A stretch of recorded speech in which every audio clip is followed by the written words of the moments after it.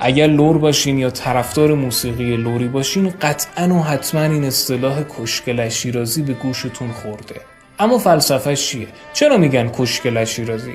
به نقل از استاد رحمانپور بعد از شکست زندیه و ظلم آقا محمد خان به نوادگانشون، دخترک زجر کشیده ای از نوادگان زندیه با هزاران سختی و چالش، قافله به قافله، زخمی، رنگ پریده، تشنه، گرسنه، با لباسهای پاره پوره به برادران و خواهران لرتبارش در لرستان پناه آورده.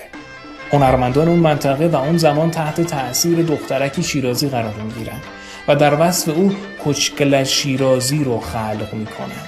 کچکله در لوری یعنی کوچولو، کوچولوی شیرازی، و این هدیه به بازمانده خانواده وکیل و رعیا در موسیقی لوری ماندگار شد. لرستان سرزمین تاریخ و طبیعت و طبع.